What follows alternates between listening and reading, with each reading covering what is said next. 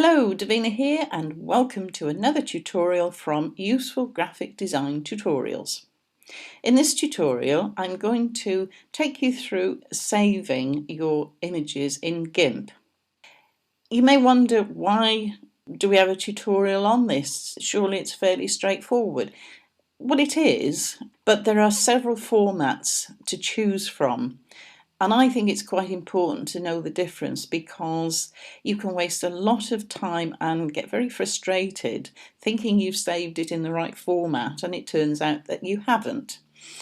And I'm going to show you three formats, which really those are the only three I think you need. And what we're going to do is we're going to use this image here. You will see it in a later tutorial. It's an image I put together to create a collage of flowers.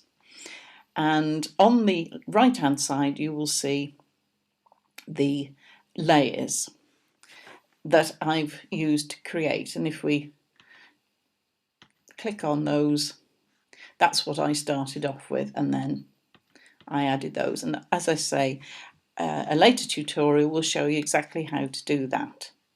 So we're at a position now where we want to save it, and what I would strongly recommend is you do this in the first instance. You go up to File and you click on Save As, and you can give it a title which is different to the one that you've been using. I'm not actually going to save it because I already have, but I'm working on a Mac. You may well be on a PC and you'll have a different window, but you will have found the place where you want to save it. What's important is this: select file type by extension, and this is where all the extensions are. There's a lot of them, but as I say, we're only going to be looking at three. The first one is the Gimp XCF image, and I've already got that. As I say, I won't save it.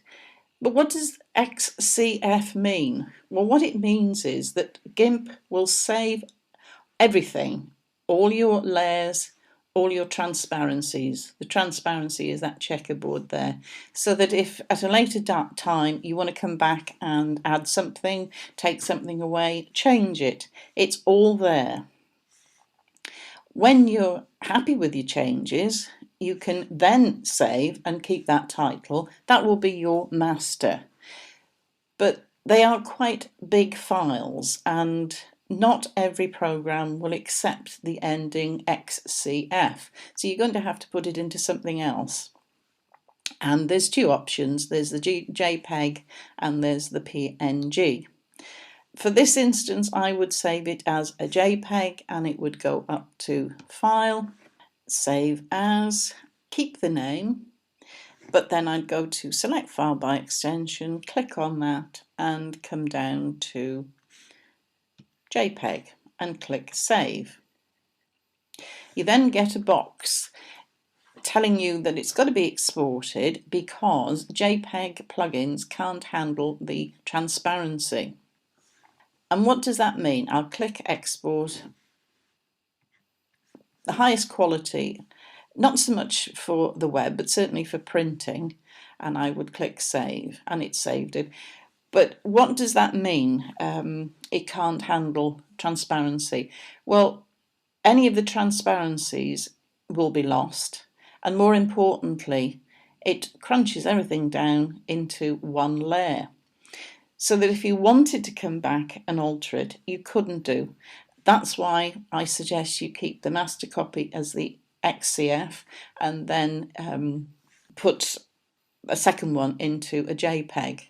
To show you the difference, I shall go up to File and I shall open the JPEG one. And you can see, can't you, that this one has got the layers retained, but this one hasn't. And that's the difference there. The second file ending I want to show you is when you want to save a cutout, and I'm going to use the daisy here. It took me a long time to work out what was going on with this. It was so frustrating. I cut out my object, the daisy in this instance, I'd have it on a transparent background. This is the transparent, the checkerboard. I would save it, I would bring it into a Word document, into Inkscape, wherever, and it would have a white background. And I couldn't understand why. The reason is in the saving, and I will show you. We've made the cutout, we're going to save it, and I would go up to File, Save As, I'm going to call it Daisy,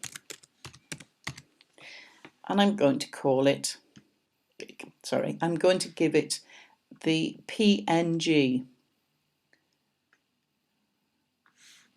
It's here somewhere. PNG file ending. So it would be .png and click Save. Again, you're going to have a box coming up showing that PNG can't handle layers. And what it does, it merges all visible layers, but it can handle transparency. So I click Export. I just leave those ticked, I don't alter anything. Compression level at 9, and I click Save. And it saved it. I'm going to save this again, but in the JPEG format. So we'll click Save As Daisy, but this time I'm going to go down to JPEG. Click Save. Your box will come up telling you exactly the same as we did with the flower one. Click Export. I will go up to quality 100 and click. What I'm going to do now is to show you the difference. I'm going to bring them back in. So I'm going to open, and I'm going to open both of these.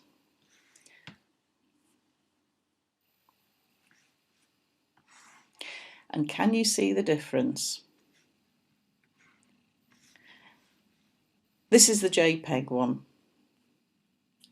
And although you had a transparent background, JPEG can't handle it, and so has given it a white background.